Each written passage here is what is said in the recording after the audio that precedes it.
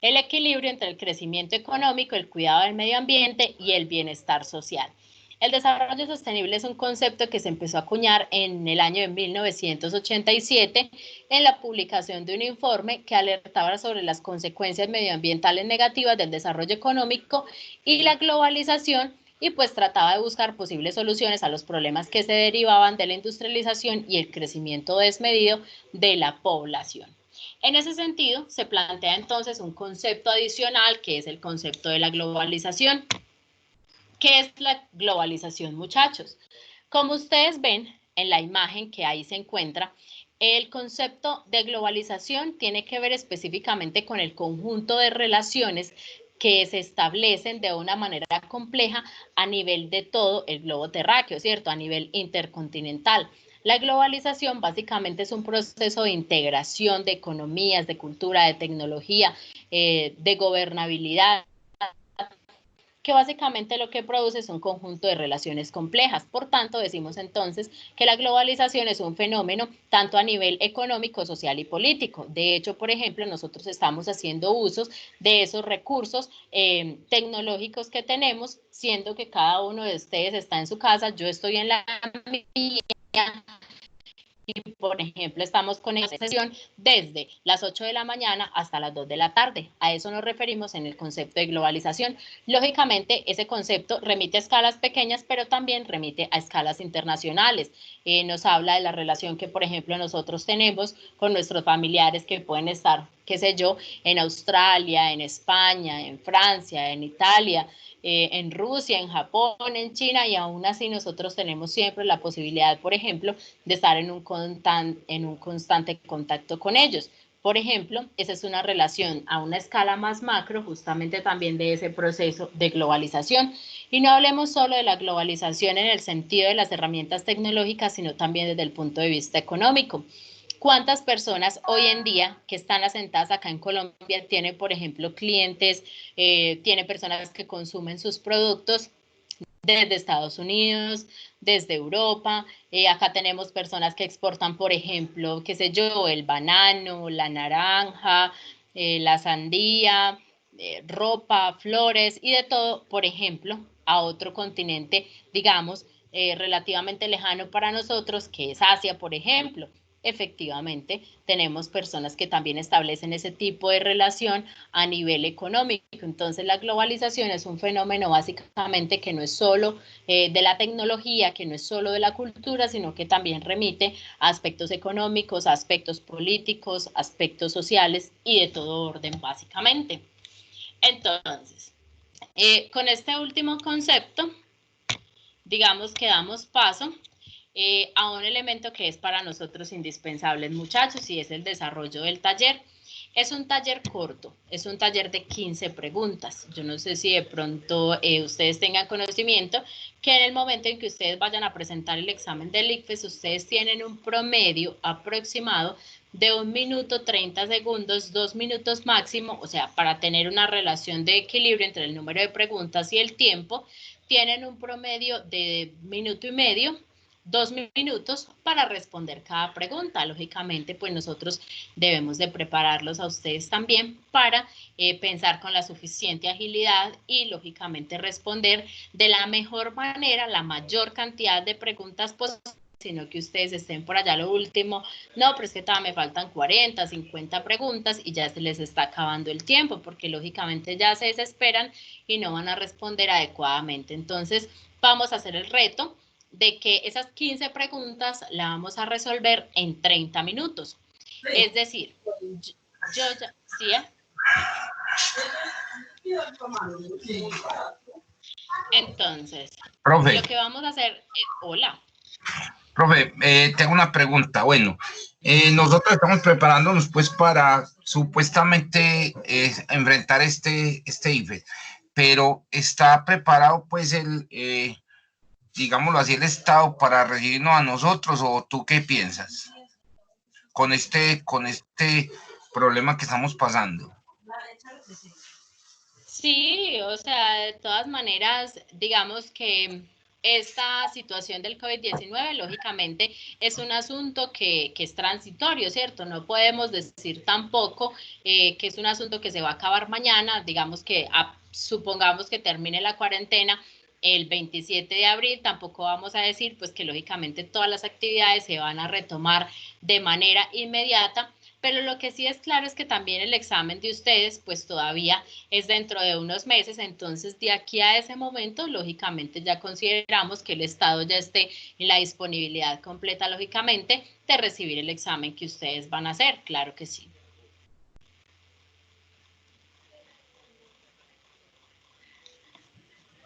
Gracias, profe. Listo, Vladimir, con mucho gusto. Entonces, en este mismo instante voy a enviar al grupo el taller que ustedes van a desarrollar. Ese taller que ustedes van a desarrollar en este momento, entonces tienen un promedio de 30 minutos para resolverlo. Quiere decir que regresaríamos a la 1 de la tarde a resolver las dudas e inquietudes que ustedes tengan con respecto a la realización de ese taller y lógicamente pues lo vamos a corregir. Voy a enviarlo entonces al grupo. ¿Dónde van a responder ustedes ese taller? Pues lógicamente si ustedes tienen la capacidad en este momento de imprimirlo y demás, pues ustedes ya lo imprimen, ¿cierto? Lo leen y responden sobre el mismo. Si no, pues entonces lo visualizan en el dispositivo electrónico que tengan, sea computador, sea celular, bien sea tablet, y van escribiendo pues las respuestas lógicamente en una hojita. ¿Qué es lo que ocurre? No sé si ustedes, me imagino que ya realizaron la prueba diagnóstica inicial y se pudieron dar cuenta que las respuestas vienen dadas en A, B, C y D, y que cuando las respuestas vienen dadas en A, B, C y D, son preguntas de selección múltiple con única respuesta. Entonces, ustedes deben elegir una sola respuesta válida dentro de esas 4 opciones posibles. ¿Qué es lo que ocurre? Que hay otro estilo de preguntas también, que son las preguntas de selección múltiple con múltiple respuesta. Cuando eso ocurre, entonces las respuestas vienen dadas en números 1, 2, 3 y 4. En ese orden de ideas, cuando las respuestas vienen dadas en 1, 2, 3 y 4, lo que ustedes deben hacer es elegir 2 respuestas posibles dentro de esas 4 opciones que le dan. Las opciones que ustedes van a encontrar se las voy a escribir en este momento en el chat. ¿Listo? Entonces, ustedes pueden encontrar que la opción 1 y la opción 2 son las correctas. Pueden encontrar que la opción 2 y la opción 3 sean las correctas, que la opción 3 y la opción 4 sean las correctas o en su defecto que la opción 2 y la opción 4 sean las correctas. Pero si ustedes me dicen que las respuestas correctas a esa pregunta son, por ejemplo, la 1 y la 3 o la 1 y la 4, les digo de antemano, están equivocados y vuelvan y busquen, vuelvan y lean, vuelvan y analicen. Si les da que las respuestas correctas son 1 y 3 o 1 y 4, esas respuestas no son válidas. ¿Listo? Entonces ahí les sugiere que ustedes deben de volver a leer inicialmente para poder lógicamente establecer la relación correcta. Este tipo de preguntas que son con números, que la respuesta está dada en números, la van a encontrar dentro de este taller solo en la pregunta 15. De resto, todas son preguntas de selección múltiple con única respuesta, es decir, que solo tiene una respuesta posible. ¿Me hago entender, chicos? Por favor, me contestan en el chat.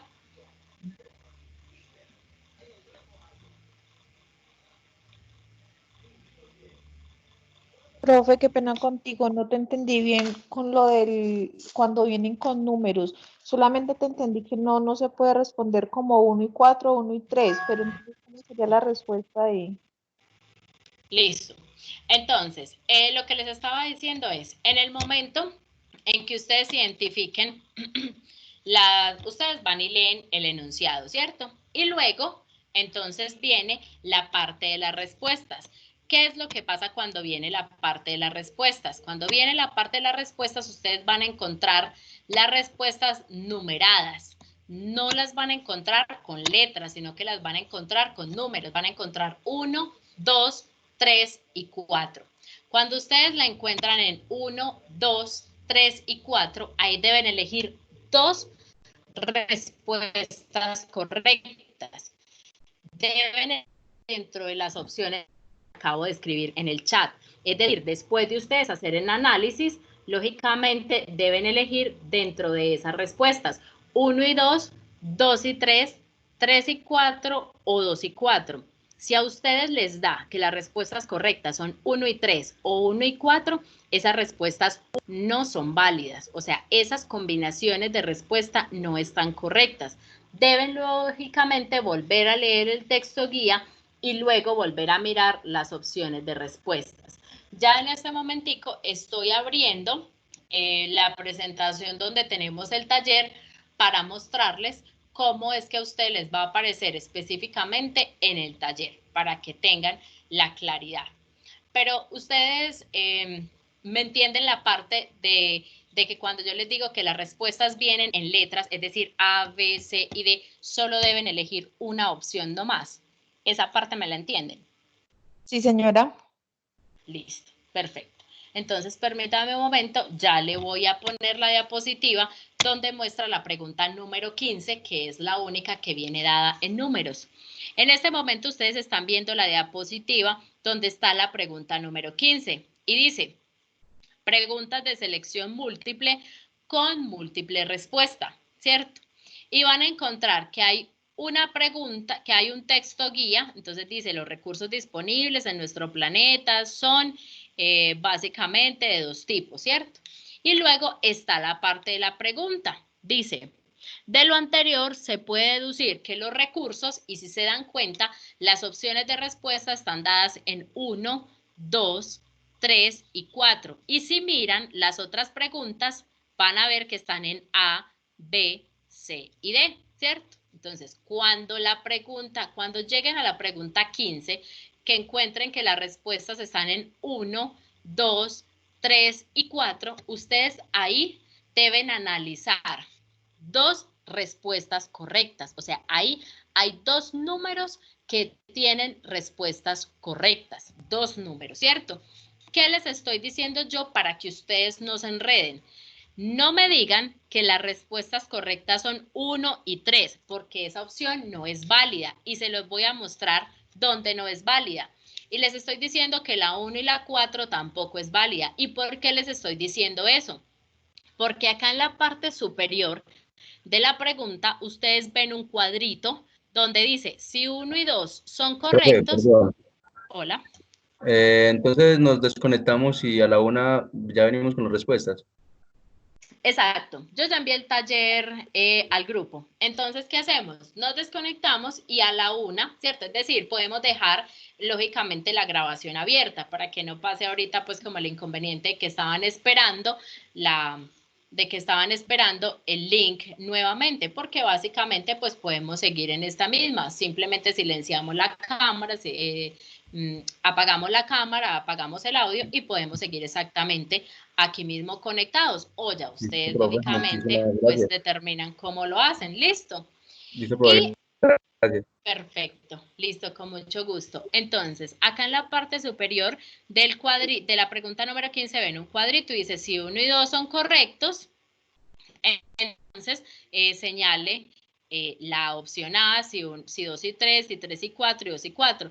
Simplemente seleccionen dentro de estas opciones si 1 y 2 son correctos, si 2 y 3 son correctos, si 3 y 4 son correctos o si 2 y 4 son correctos. ¿Qué les estoy diciendo? Les estoy disminuyendo opciones posibles de respuesta. Solo tienen 4 opciones de respuestas válidas, 1 y 2, 2 y 3, 3 y 4 o 2 y 4.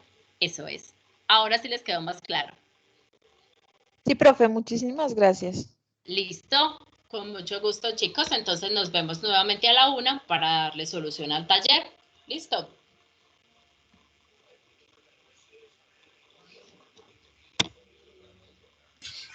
Listo, profe. Entonces a la 1:05 nos vemos. Chao. Listo, dale pues. Chao.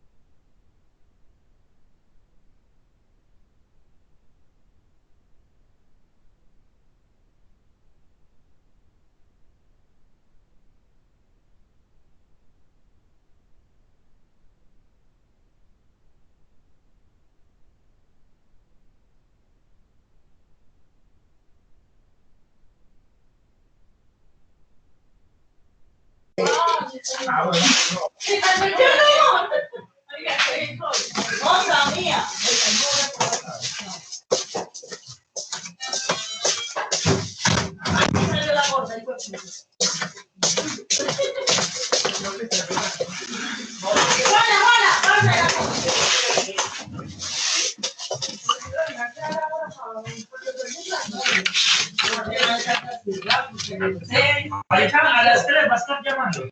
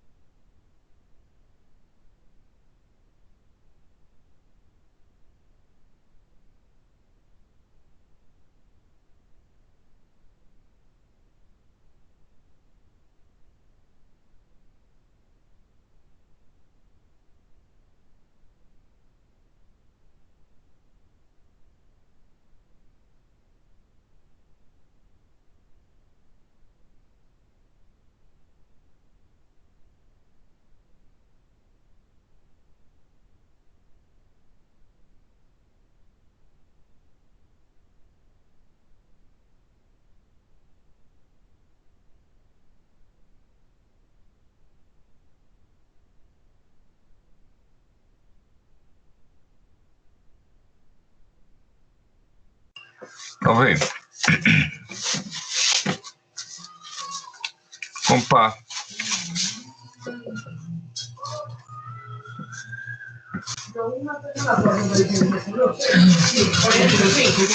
profe,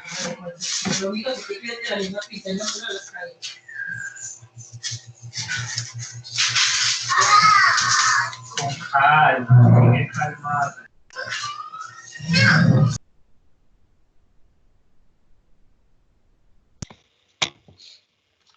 Chicos, entonces iniciamos nuevamente para terminar como la última parte del curso del día de hoy. Vamos a revisar entonces el taller y una vez revisemos entonces el taller, lo que vamos es a precisar unos conceptos adicionales y con esos conceptos adicionales finalmente les voy a dejar una tarea para resolver para nuestra siguiente clase. ¿Listo? Entonces, ¿cómo vamos a hacer la dinámica de este taller? Pues básicamente vamos a ir leyendo la pregunta y lógicamente la respuesta correcta. Y si ustedes tienen alguna respuesta diferente a la que yo les estoy dando como la correcta y necesitan ampliar la información, pues yo con muchísimo gusto amplío la misma. ¿Listo? profe, Hola. ¿hasta qué horas vamos en Hasta las este? 2 de la tarde. Listo, gracias. Listo. Entonces, primero, dice, La geografía es la ciencia social que estudia los elementos, hechos y procesos que se presentan en la superficie terrestre. Además, es una disciplina que sirve para conocer las características del lugar donde se habita, pues ella describe, explica e interpreta la acción de las personas sobre un espacio. La geografía nos ayuda a entender esto porque explica la relación. La respuesta correcta es la A, que el hombre establece con la superficie terrestre a partir de las potencialidades que el espacio le ofrece para satisfacer sus necesidades. Por favor, me contestan en el chat si tienen esa respuesta u otra diferente a la que les acabo de indicar, que es la respuesta correcta. En la primera pregunta, la respuesta correcta es la A.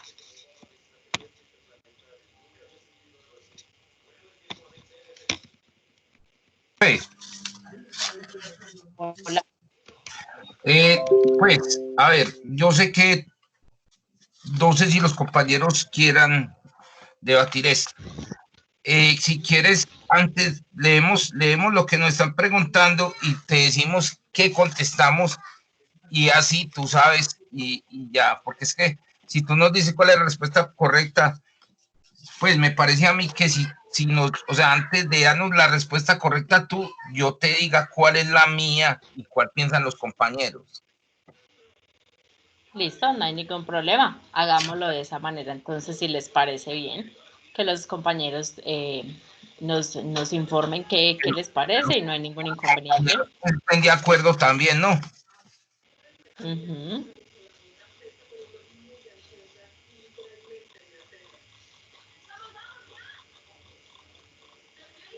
Chicos, por favor, pronúnciense en el chat o abran el audio.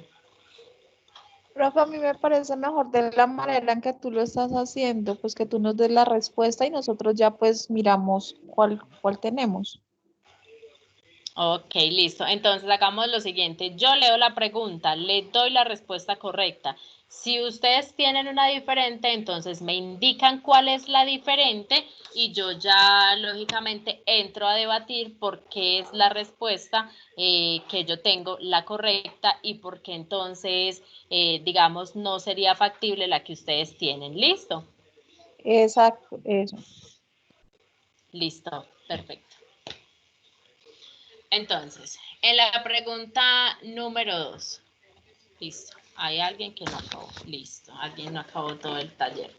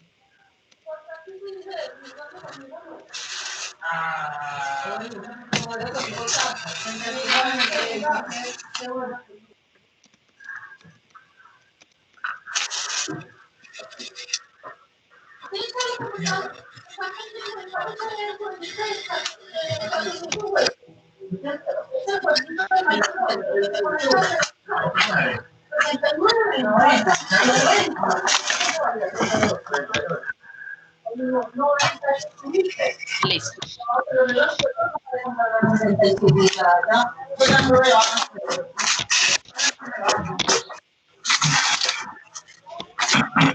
Entonces, en la segunda pregunta plantea, en Colombia existen diversas áreas con alta biodiversidad.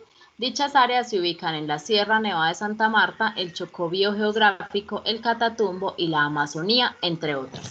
En el contexto del desarrollo sostenible,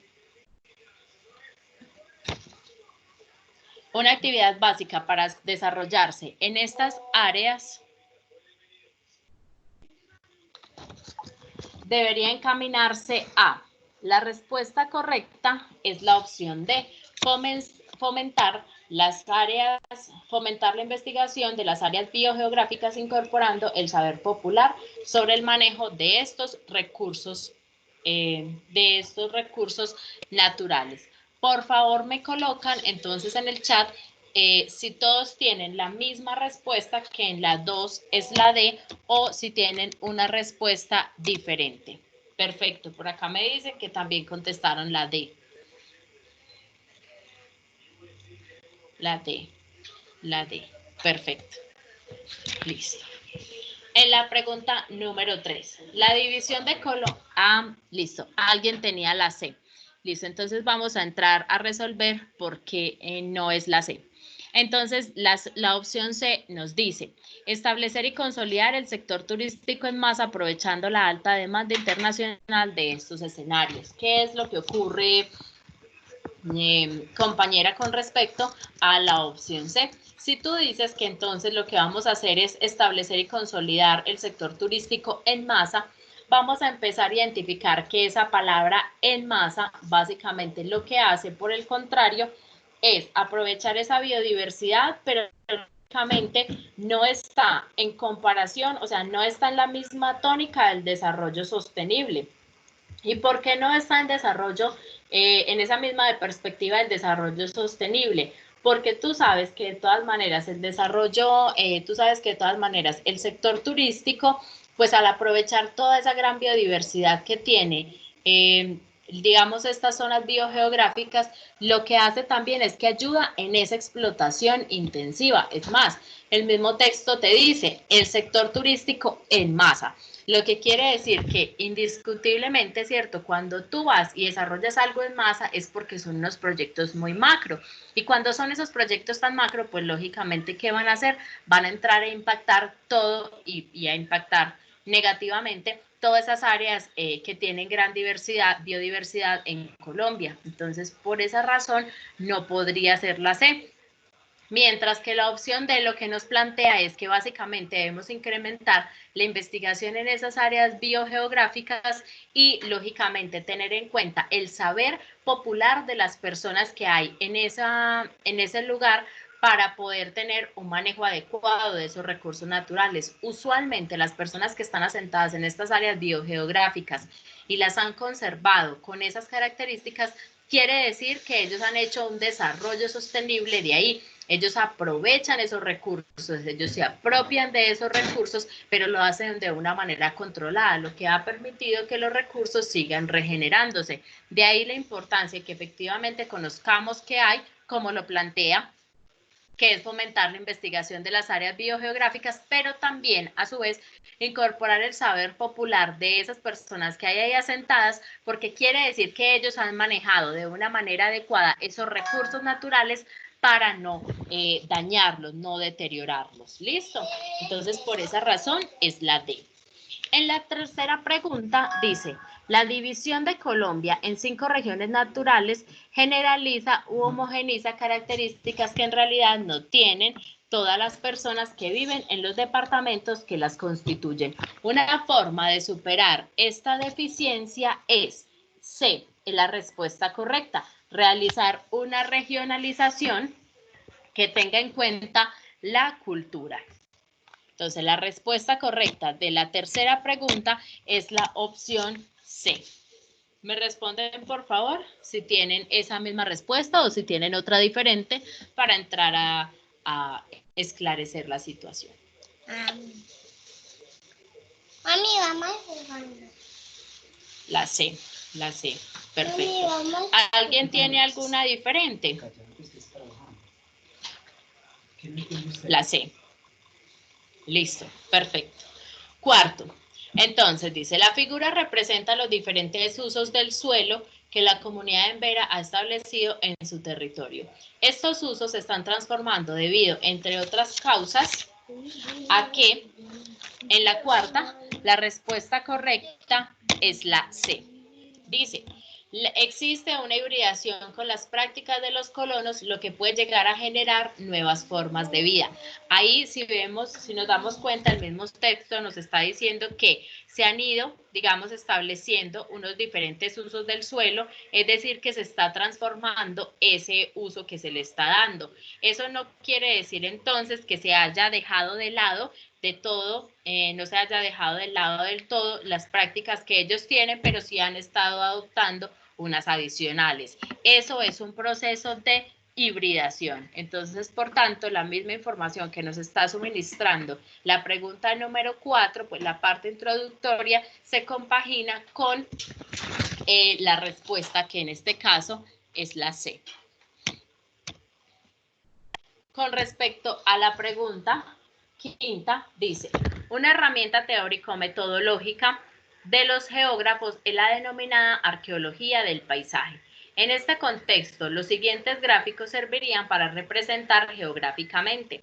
De ahí que sea muy importante en la quinta pregunta que ustedes hayan identificado, por ejemplo, la parte de los años. Si ustedes se dan cuenta, en cada cuadro, en la parte inferior izquierda están los años 1680, 1980, 1995. Esos elementos serán fundamentales para dar respuesta a esa pregunta.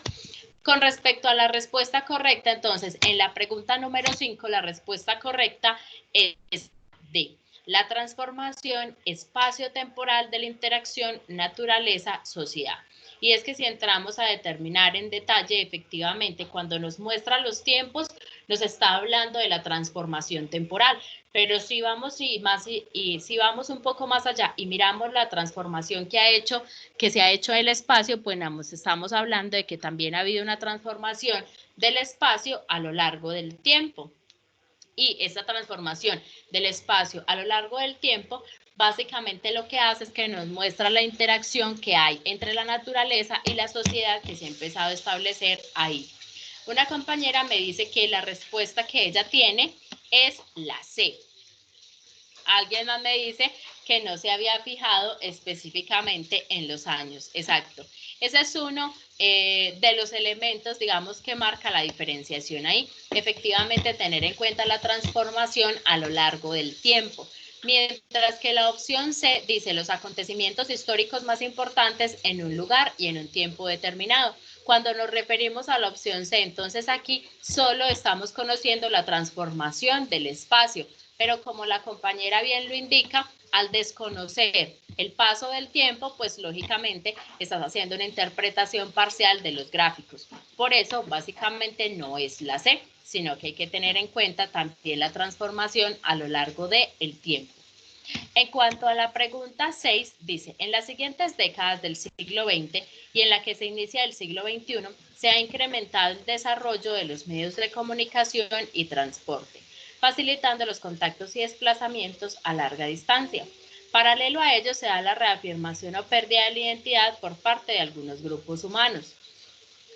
Esta afirmación se hace referencia al fenómeno de B, la globalización. En las 6, la respuesta correcta es la B, globalización. Me responden por favor en el chat si tienen esa misma respuesta o si tienen otra diferente, tan amables.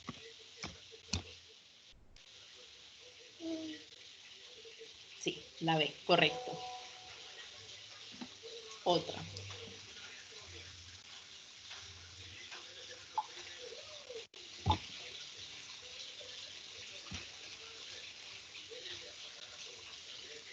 B.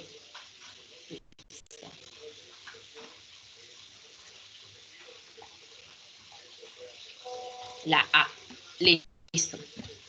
Entonces, por acá un compañero me está diciendo que tenía una respuesta diferente a la B, que por el contrario en esta pregunta tenía como respuesta la opción A. ¿Por qué no es el neoliberalismo, compañero? Pues básicamente lo que nos está hablando, ¿cierto? El texto guía es que en las últimas décadas del siglo XX, en la parte del siglo XXI, lo que se ha permitido, lo que ha facilitado, ¿cierto? Digamos, el contacto entre los seres humanos es el desarrollo de los medios de comunicación y por supuesto también los de transporte. Eso ha generado mayores posibilidades de contactarse entre una persona y otra. Y por supuesto los desplazamientos a larga distancia. Igual nos está hablando de una situación muy importante que es la reafirmación o pérdida de la identidad por parte de algunos grupos humanos, justamente por esa capacidad ahora que tenemos de interrelacionarnos.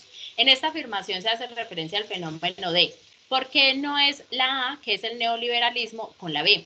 Básicamente el neoliberalismo sí plantea también una serie de posiciones desde el punto de vista del desarrollo de los medios de comunicación y la facilidad, lógicamente, en la posibilidad de contactarnos con otros lugares, con otras personas, de abrir las fronteras. Efectivamente, el neoliberalismo nos plantea esa posibilidad.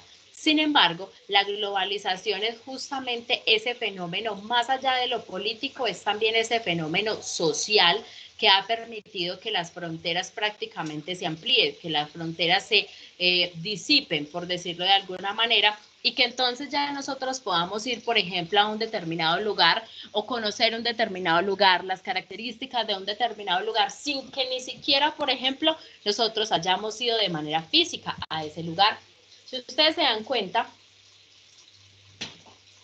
hay algunas personas, por ejemplo, que tienen la facilidad de que nos hablan de un lugar con mucha propiedad y nos dicen, y allá encuentras esto y aquello y esto y esto y esto. Y uno dice, bueno, pero es que tú ya has ido y ya conoces. Pues básicamente la persona no ha ido, la persona no conoce, pero a través de esos medios de comunicación justamente y de la posibilidad de transportarse, porque, por ejemplo, yo puede que no vaya, ¿cierto? Pero supongamos, yo tengo un conocido en Italia y él me dice, bueno, mira, yo me voy a ir a hacer un recorrido por el norte de Italia. Y yo le digo, vení, cuando estés en esos lugares exóticos, paradisíacos, hermosos, me llamas, me haces una videollamada, yo te llamo y yo puedo ir y conocer esos lugares, ¿cierto? A través de la pantalla de mi ordenador, a través de la pantalla de mi celular. Y pareciera de uno u otro modo incluso que yo estoy ahí en ese lugar y uno puede sentir incluso la emoción, lógicamente, de estar viendo esos paisajes exóticos, esos paisajes paradisíacos. Entonces, el neoliberalismo, lógicamente, nos plantea desde el punto de vista político y como doctrina política, lógicamente, una serie de factores que nos ayudan en ese esparcir las fronteras, hacerlas más amplias, no estar tan limitados. En eso estamos completamente de acuerdo.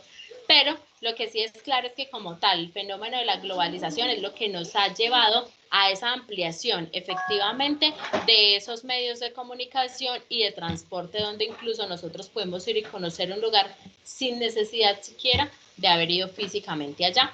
Por eso no es la A, sino la B. ¿Listo?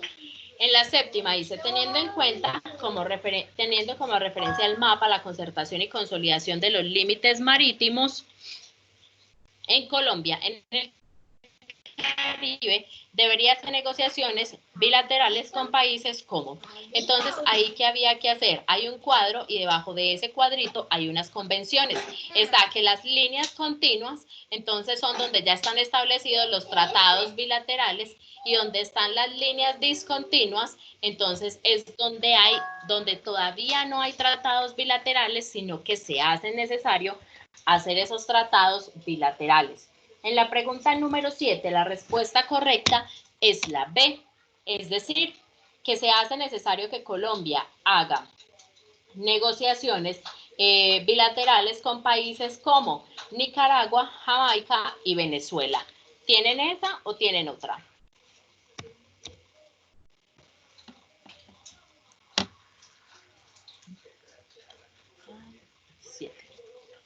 Okay. Un compañero por acá me plantea entonces que la respuesta correcta es la A. Voy a hacer el análisis entonces de por qué no es la A, sino la B. Resulta que entonces para poder efectivamente encontrar la respuesta a esto había que seguir las líneas, ¿cierto? Había que mirar las líneas continuas y las líneas discontinuas. Si vamos a identificar efectivamente con Venezuela, Colombia tiene una parte del Mar Caribe donde sí efectivamente tiene que hacer una negociación bilateral o un acuerdo bilateral con Venezuela. Pero cuando vas a mirar, por ejemplo, con el lado de Honduras, Colombia tiene los límites establecidos en este momento con Honduras. Si vamos y miramos lo que es la parte de Centroamérica arriba, después está Panamá, está Costa Rica, está Nicaragua y luego está Honduras.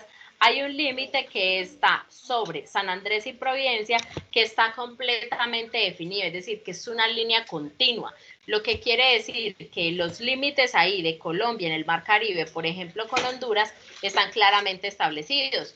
En cuanto a la otra opción que nos dice con Panamá, si te das cuenta que entre Colombia y Panamá incluso que va hasta Costa Rica, hay una línea que es completamente continua también, lo que quiere decir que con Honduras y Panamá ya hay un acuerdo bilateral que está establecido y que no hay objeto de reclamaciones. Entonces no podría ser la A, sino la B. Cuando tú vas y miras, por ejemplo, en la opción B, te das cuenta que ya dijimos que con Venezuela, sí, efectivamente, hay una diferencia sobre una parte del territorio y obviamente esa parte del territorio, ¿cierto? Una parte del mar, perdón, sí, lógicamente hay una diferencia con Venezuela que hay que establecer un acuerdo bilateral. Luego, entonces vamos a mirar, por ejemplo, con Nicaragua. Yo creo que por cultura general incluso nosotros sabemos que desde hace algún tiempo Colombia se encontraba en un litigio con Nicaragua y que ese litigio con Nicaragua, finalmente el Tribunal de la Haya, lo que planteó es que efectivamente Nicaragua tenía objeto a esa reclamación y que se quedaba con una parte del Mar Caribe. Y de hecho, si ustedes se dan cuenta, ¿cierto? Acá en el mapa van a identificar que está Colombia y a un lado hay dos islas pequeñas que dice San Andrés Colombia. Al lado de esas dos pequeñas islas que dice San Andrés Colombia hay una línea discontinua que está frente a Nicaragua. Efectivamente, donde está esa línea discontinua todavía hay un proceso de reclamación por esa parte del mar. Lo que quiere decir que próximamente veremos que efectivamente Nicaragua va a reclamar como su propiedad a San Andrés y Providencia. Si Colombia no hace una buena defensa, lógicamente, de esos intereses que tiene sobre San Andrés y Providencia, pues entonces posiblemente también, además de que ya se nos llevó una parte del Mar Caribe, pues se nos termine finalmente llevando esas islas también. Entonces, si hay objeto a una reclamación con Venezuela, si hay objeto a una reclamación con Nicaragua, y finalmente vamos a mirar Jamaica. Si ustedes se dan cuenta, encima de Jamaica, encima de Colombia hay una isla pequeña que dice Jamaica, y justamente en el intermedio de las dos hay una línea discontinua, y en el medio de esa línea, obviamente discontinua, ¿cierto? Lo que quiere decir es que hay una reclamación ahí establecida en ese intermedio por esa parte del Mar Caribe. Lo que quiere decir que tanto con Nicaragua como con Jamaica y como con Venezuela todavía se hace necesario hacer acuerdos bilaterales sobre el Mar Caribe, específicamente en relación con los límites marítimos de Colombia. Por esa razón, no es la A, sino la B. Octavo, uno de los problemas que afronta la planeación urbana es el manejo y distribución del agua potable. Frente al manejo y distribución del agua potable es el crecimiento desordenado de la ciudad. Esto implica sobrecostos en el suministro de los servicios para los asentamientos ubicados fuera de la red de servicios. Frente a esta problemática, usted propondría soluciones como la opción correcta con respecto a la pregunta número 8 es la A. Esa es la respuesta correcta. El empalme de los proyectos de expansión urbana a largo plazo y la proyección de la red de distribución de acueducto y alcantarillado. Y por favor me informan si tienen esa misma respuesta o tienen otra diferente para entrar entonces a hacer el análisis sobre la respuesta. La A, perfecto.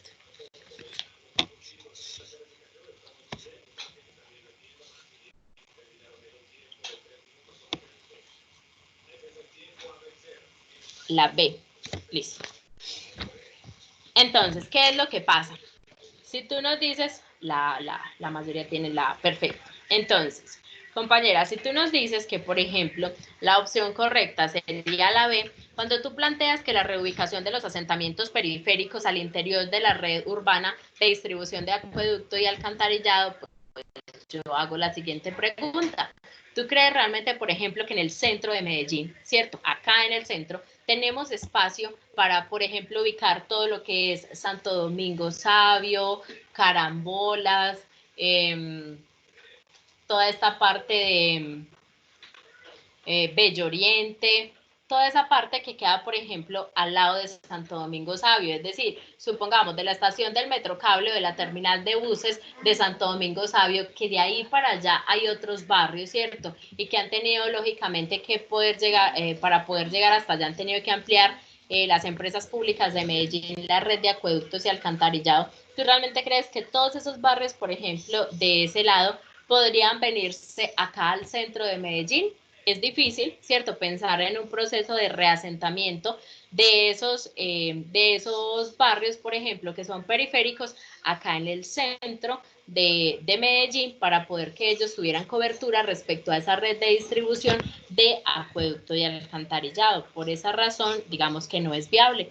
Cuando una ciudad empieza a construir en la periferia, es porque en la parte central ya está acaparado, por decirlo de alguna manera, el territorio. Entonces, cuando decimos acaparado, bien sea porque hay construcciones grandísimas, casas, por ejemplo, como acá en Prado Centro, que son casas gigantes que van hasta la mitad de la siguiente cuadra y al otro lado empatan, o sea, como sea, pero el espacio ya está cooptado, ¿cierto? La otra opción es que sean grandes edificaciones pues a nivel vertical. Lo que sí es claro es que cuando ya se empieza a ubicar las personas en la periferia, usualmente es porque el centro ya se encuentra completamente, digamos, abarrotado, ¿cierto? Entonces ya hay una cantidad de densidad demográfica que no permite que esas personas vengan, se ubiquen efectivamente en el centro. Luego, esa sería la razón de por qué es la A y no la B. En cuanto a la pregunta número 9, muchachos, la pregunta número 9 nos dice, de acuerdo con las temperaturas que se dan en el mes de julio en el mundo y según la gráfica, se puede afirmar que las mayores se presentan en C, en la respuesta correcta, África y parte de Asia. Si ustedes van a identificar, por ejemplo, qué ocurre con la respuesta B, que es una de las que me están diciendo por acá, con la respuesta B, si se dan cuenta, está Suramérica y África.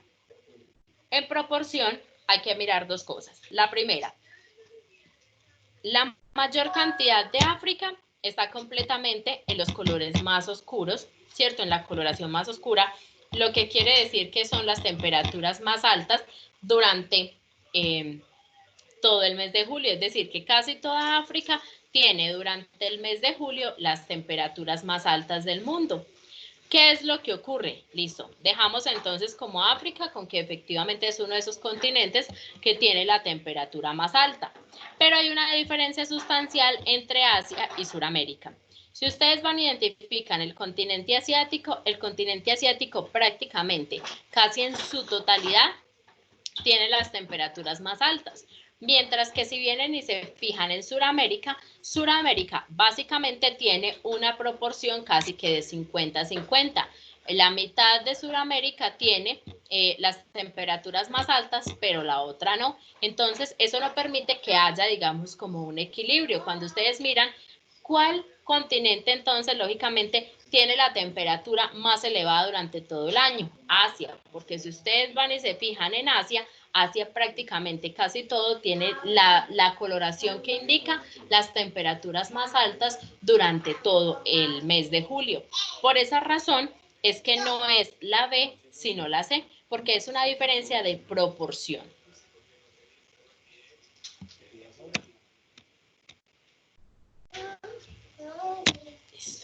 Con respecto a la pregunta 10, dice, la siguiente gráfica compara la vocación y el uso de las tierras en el país.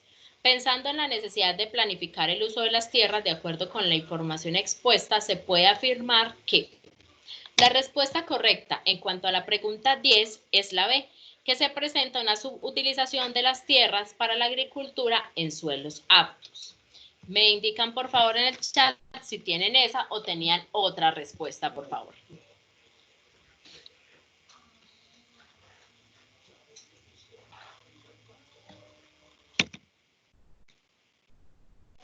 Esa, perfecto. 10, la C, listo. Entonces, la C. Ok, ¿qué es lo que ocurre con la respuesta C? ¿Por qué no es la correcta? En la 10 dice, el uso general de las tierras en Colombia está relacionado con la agricultura. Aquí, ¿qué había que hacer en la pregunta 10? Había que analizar el gráfico que está en la pregunta. Si ustedes se dan cuenta, al lado del gráfico hay están las convenciones y dice que los cuadritos más claros son el porcentaje de la tierra que está siendo usada con el fin que hay ahí, bien sea la agricultura, bien sea la ganadería o bien sea los bosques. Si ustedes miran el cuadrito que tiene la coloración más oscura,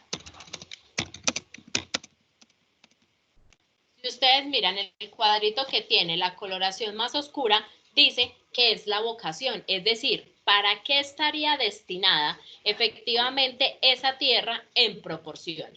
Entonces, no es la C, sino la B, porque se está diciendo en la C que el uso general de las tierras en Colombia está relacionado con la agricultura, y eso es falso.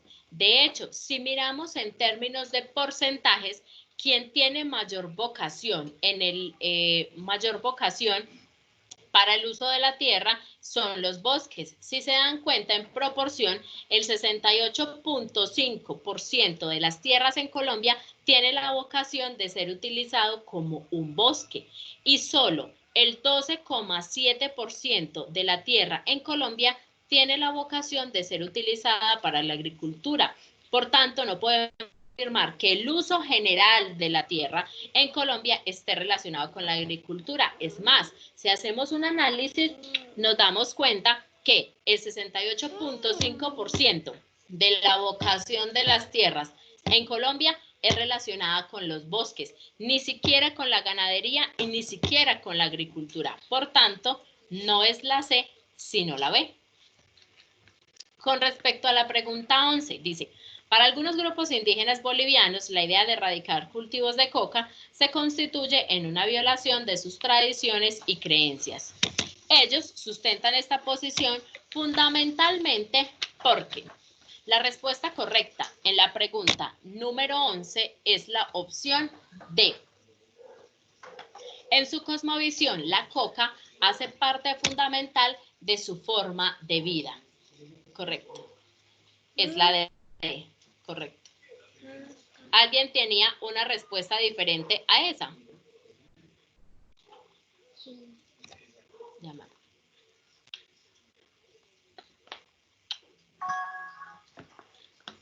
Podemos jugar. ¿Cómo se llama? Listo. Entonces estamos claros que tenemos la respuesta D en la pregunta número 11. Listo. Con respecto a la pregunta número 12, considerando la información del gráfico, se puede concluir que la costa pacífica suramericana está afectada por sismos debido a... La respuesta correcta es la C, la colisión de las placas de Nazca y Suramérica. Me informan si tienen esa también o si tienen otra diferente.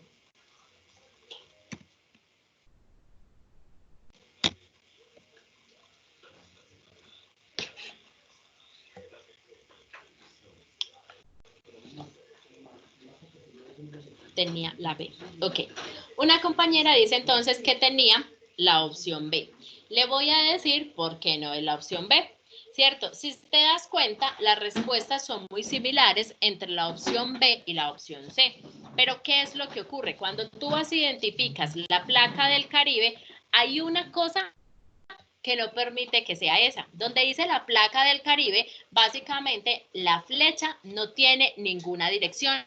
Y en ese orden de ideas, si la flecha no tiene ninguna dirección, entonces, ¿para dónde decimos que efectivamente, cierto? ¿Para dónde decimos que efectivamente está señalando? Porque finalmente no sabemos si está señalando en dirección a las placas de Nazca y Suramérica o si está señalando en dirección contraria a las placas de Nazca y Suramérica. Si tú así miras, la que dice la placa del Caribe no tiene la flecha que indique la dirección, y si no hay una flecha que indique la dirección, no sabemos finalmente hacia dónde está apuntando. Por tanto, no es la B, sino la C. ¿Listo?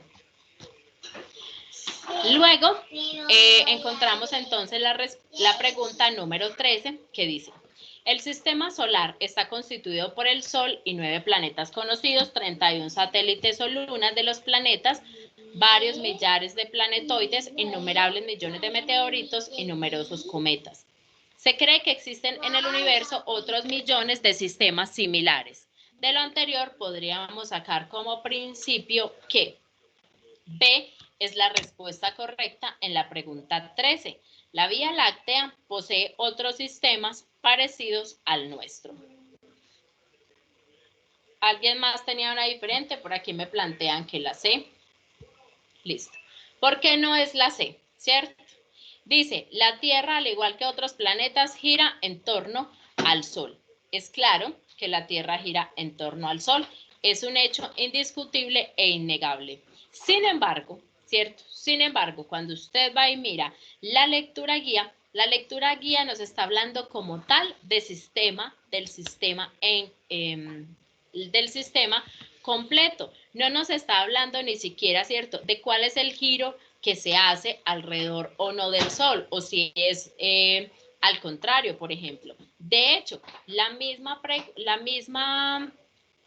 pregunta, el mismo texto guía nos da la respuesta. Se dice, se cree que existen en el universo otros millones de sistemas similares, lo que quiere decir, ¿cierto? Si lo traemos entonces a las opciones de respuesta, tenemos que la Vía Láctea, que es solo nuestra galaxia, que de hecho lo mencionamos acá dentro del curso, la Vía Láctea posee otros tantos sistemas similares a nuestro en el sentido de que está compuesto de aproximadamente 80.000 millones de estrellas y nosotros solo estamos parados en uno de esos bracitos de los 4 brazos que tiene la Vía Láctea, lo que quiere decir por descarte que efectivamente nuestra galaxia tiene unos sistemas que son similares al nuestro. Por esa razón, no es la C, sino que es la B. En cuanto a la pregunta 14, dice, los coremas son esquemas que representan de manera sintética el espacio geográfico a partir de las figuras geométricas, convirtiéndose en un nuevo lenguaje que incluye la forma del mapa y el significado de lo que se quiere representar. De las siguientes figuras, la que mejor reproduce el territorio de Colombia, tomando como referente a sus principales ciudades, es, de entrada, muchachos, se los digo, solo con conocer la figura del mapa de Colombia, se hubiese podido conocer esa respuesta a la perfección.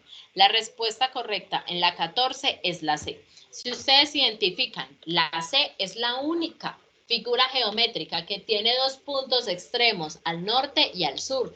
Al norte, lo que es la parte de la Guajira, y al sur, lo que es la parte del Amazonas. Entonces, solo con identificar la forma del mapa de Colombia, que de hecho aquí lo dice, la parte introductoria de la pregunta dice, representan de manera sintética el espacio geográfico. Si tú vas y miras el espacio geográfico, si ibas y mirabas el mapa de Colombia, te vas a dar cuenta perfectamente qué figura es la que más se aproxima efectivamente al territorio de Colombia. Correcto. Efectivamente es la que más se parece. Así es. Y finalmente, en la pregunta número 15, dice, los recursos disponibles en nuestro planeta son básicamente de 2 tipos, los renovables y los no renovables. Los primeros, si se consumen a un ritmo razonable que no impida su regeneración, no se acabarán. Los segundos han de administrarse con gran cuidado, pues una vez agotados ya no es posible obtenerlos. De lo anterior se deduce que los recursos, entonces en la pregunta número 15, la respuesta correcta era 2 y 3. ¿Qué eso quiere decir? Que 2 están disponibles en la naturaleza, pero se deben utilizar adecuadamente. Y acá como tal lo dice el mismo texto. Si se consumen a un ritmo razonable que no impida su regeneración, no se acabarán. Y en cuanto al numeral 3 dice, son necesarios para el desarrollo de la sociedad. Efectivamente, los recursos, tanto renovables como los no renovables, son indispensables para el desarrollo de nosotros. Entonces, las respuestas correctas son 2 y 3. ¿Por qué no es la 1 y la 2? Primero, dice, son una fuente inagotable para el hombre, ya que los puede utilizar sin problema. Eso va completamente en contravía de lo que dice el mismo texto. El mismo texto dice, si se consumen a un ritmo razonable que no impida su regeneración, no se acabarán. O sea, hay una condición indispensable. Si usted los utiliza adecuadamente, no se acaban. Pero si usted no los utiliza adecuadamente, sí se acaban. Por tanto, eso va completamente en contravía de lo que plantea la opción 1. Son una fuente inagotable para el hombre, no son inagotables, sí se agotan. Efectivamente, sí se pueden agotar en un momento determinado. Listo.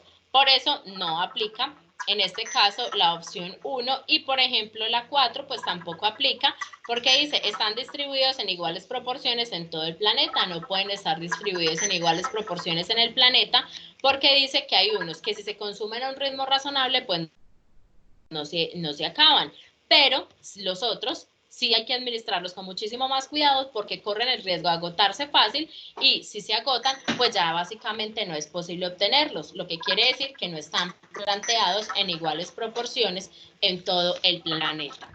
¿Listo? Entonces, por esa razón, las opciones correctas son 1 y 2. Entonces, con respecto a esto, pues ya terminamos de resolver este primer taller, ¿cierto? Hay que hacer una precisión adicional sobre 3 conceptos que para nosotros que venimos hablando de estos estudios de población realmente son fundamentales. ¿Cuáles son esos conceptos fundamentales? Uno de ellos es el concepto de región. Decimos que el concepto de región básicamente tiene diferentes significados de acuerdo como la forma en que se use o cuál sea el sentido en el que se use el concepto de región. Planteamos entonces que de una manera más abstracta, el concepto de región nos remite específicamente a la delimitación de un área que tiene una o más características comunes. Entre ellas pueden ser la característica del lugar físico, la característica, por ejemplo, de las personas que viven en ese territorio, o la región tiene, por ejemplo, relación con las características funcionales que se plantean en ese territorio. Sí. Entonces, ahí es donde decimos que el concepto de región pues tiene, digamos, diferentes acepciones. También hay otro concepto, pero pues podemos decir que son diferentes acepciones, pero finalmente todas están ligadas unas con otras. Decimos también que hay una segunda idea del concepto de región, donde se refiere específicamente a una porción de un territorio con ciertas características comunes, entre ellos el clima, la topografía, la forma en que se administran los recursos, etc. Pero digamos que de una manera más extendida se tiene en cuenta el concepto de región como un espacio geográfico que tiene una unidad o que tiene una similitud en cuanto a las características geográficas, históricas, culturales y sociales de una nación en particular. Es decir, ese es, digamos, el concepto más extendido que se tiene sobre el concepto de región, que remite, es un lugar que hace referencia específicamente de manera común o de manera conjunta a una serie de características geográficas, históricas, culturales y sociales, específicamente hablando. Ese como tal en el concepto de región. Otro concepto que para nosotros es fundamental es básicamente el concepto de bioma. ¿Qué es un bioma? Un bioma es un conjunto de ecosistemas que caracterizan a una zona biogeográfica, la cual está definida a partir de un conjunto de especies animales y vegetales. Lógicamente ahí se encuentran en proporción directa con el clima que predomina en esa zona geográfica. ¿Qué es un ecosistema entonces? Es otro concepto que hay que plantearnos. Un ecosistema básicamente es un sistema que está constituido por una comunidad de seres vivos y lógicamente el medio en el que ellos habitan.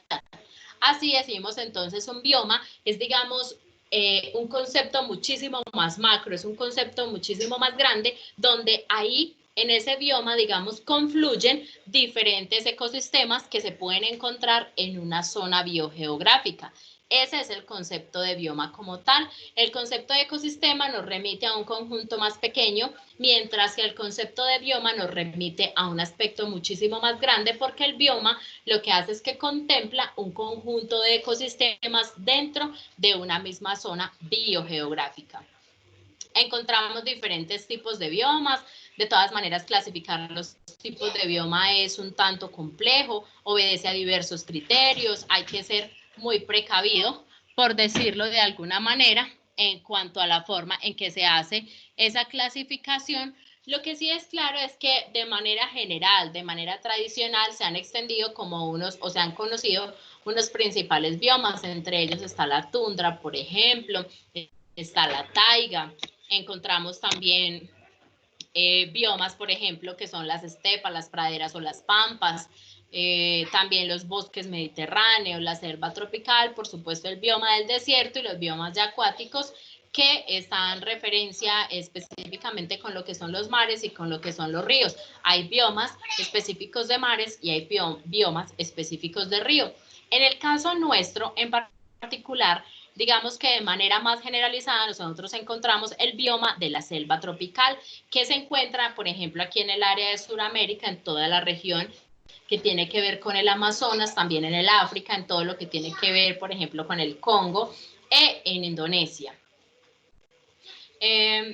Decimos que en esta selva tropical se caracteriza porque hay ausencia de estaciones, las temperaturas son altas durante todo el año, las precipitaciones son abundantes y la selva tropical se caracteriza porque de todos esos biomas que acabamos de mencionar es el que mayor diversidad y complejidad tiene en el mundo. Se dice más o menos que se encuentran aproximadamente entre el 60 y el 80% aproximadamente de las especies del mundo, es decir, que en esta selva tropical todavía hay especies, por ejemplo, que son desconocidas para nosotros completamente.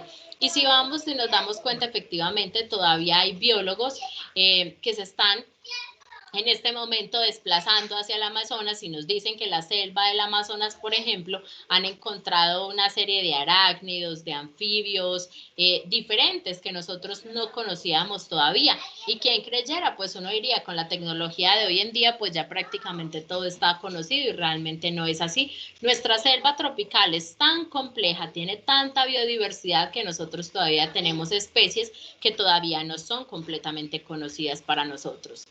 Entonces, en la selva tropical, pues se caracteriza la flora por tener árboles gigantes, por tener enredaderas y palmeras dentro de las diferentes especies que se pueden encontrar, digamos, de manera generalizada.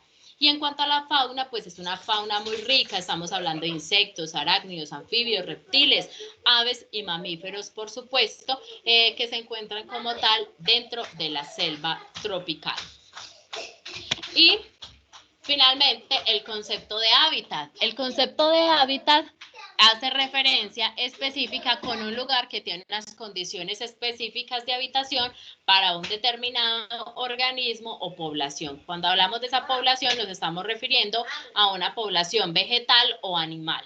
Decimos entonces que en cada región del mundo existen diferentes hábitats que pueden, digamos, cambiar de uno a otro por diversos factores como el clima o la acción humana. Decimos que entonces el hábitat también tiene una diferencia porque pues si lo vemos, ¿cierto? En ambos se está refiriendo a un espacio biogeográfico y entonces encontramos que la diferencia entre el hábitat y el bioma es que el bioma es a más grande escala y tiene que ver específicamente con factores como el clima, la geología, por ejemplo, mientras que el hábitat es el lugar como tal, es el lugar biogeográfico al que nos estamos refiriendo. Entonces ahí es la diferencia entre el bioma y por supuesto el hábitat. Entonces, con estos tres conceptos fundamentales para los estudios de población, lógicamente pues damos terminado, digamos, la clase del día de hoy. Ya por el grupo voy a enviar el segundo taller. El segundo taller es para que ustedes lo resuelvan en su casa. Es un taller de 30 preguntas. Les propongo que lo resuelvan o traten de resolverlo en 1 hora de su tiempo, ¿cierto? Lógicamente, ¿por qué le propongo que traten de resolverlo en 1 hora o que ustedes mismos se fijen un tiempo establecido para resolver ese taller? Pues básicamente, chicos, porque como les decía anteriormente, para el examen del ICFES ustedes tienen un tiempo límite, no es un tiempo indefinido. Entonces se hace necesario, lógicamente, que ustedes tengan claridad del tiempo que se están gastando en responder una pregunta y que traten de hacerlo cada vez de una manera más ágil. Entonces, voy a enviar por el grupo el taller. Es un taller básicamente de 30 preguntas, ¿cierto? Es un taller de 30 preguntas y, pues, por supuesto, lo que vamos a hacer es que lo vamos a tener para la próxima clase para poderlo socializar. ¿Qué les puedo sugerir adicional, muchachos? Les puedo sugerir que, por favor, traten de leer mínimo 1 hora diario. ¿Qué van a leer? Pues realmente lo que ustedes consideren que deben de leer. Yo no puedo, pues lógicamente, imponerles algo para que ustedes lo lean. Yo lo que quiero es que ustedes básicamente vayan interiorizando la lectura como algo que es primero fundamental para el examen del ICFES, segundo, lo hacen por salud, y tercero, porque eso los lleva básicamente a cualquier parte. Una persona que lee considerablemente tiene la posibilidad de expresarse bien, de escribir bien, adquiere ortografía, adquiere capacidad de reacción, mejor comprensión de los textos. Su función cerebral al momento de analizar una información es muchísimo más ágil de aquella persona que no lee de una manera constante. Por eso se hace necesario, muchachos, para ustedes, que ustedes lógicamente empiecen a leer. Yo les sugiero 1 hora al día, pero hay personas que también se proponen retos. Yo, por ejemplo, tengo el reto de leerme 10 páginas diarias.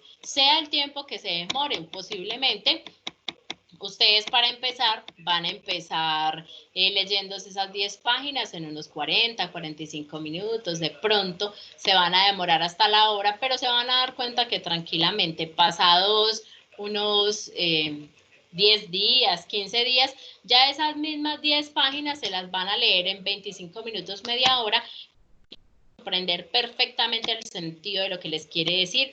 Recuerden que finalmente el cerebro es como un músculo, ¿cierto?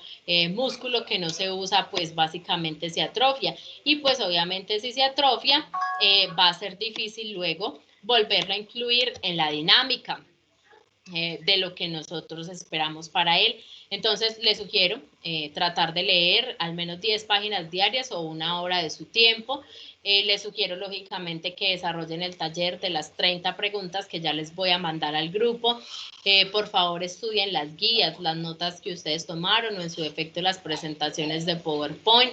Y también les sugiero, pues obviamente, ampliar los conocimientos, y sobre estos temas que hemos visto, a ustedes les surgen inquietudes, les surgen interrogantes, por favor vayan y busquen la información, no se queden con la información ahí, no se queden con las inquietudes. Cuando ustedes tienen alguna inquietud, pues lógicamente, ¿qué deben hacer? Buscar las respuestas a esas inquietudes. Y pues, ¿cómo las van a encontrar? Pues básicamente, 1, ubicando la información, y 2, leyendo la información. Entonces, el hecho de que ustedes vayan a ampliar sus conocimientos sobre estas vías que nosotros estamos adelantando, pues ya lógicamente para ustedes les plantea todo un reto en el conocimiento. Y finalmente les quiero recordar que nosotros como docentes y la institución como tal tiene un compromiso, que es suministrarle obviamente una serie de información que para ustedes va a ser muy útil al momento, lógicamente, de ustedes presentar el examen, pero también contamos con su compromiso. Les recuerdo finalmente que este es su proceso y que finalmente también es su resultado. Obviamente es el resultado también de la institución educativa, pero ustedes deben entender, ¿cierto? Que nosotros en las 6 horas de clase que damos, pues nos queda muy difícil abarcar toda la información, ¿cierto?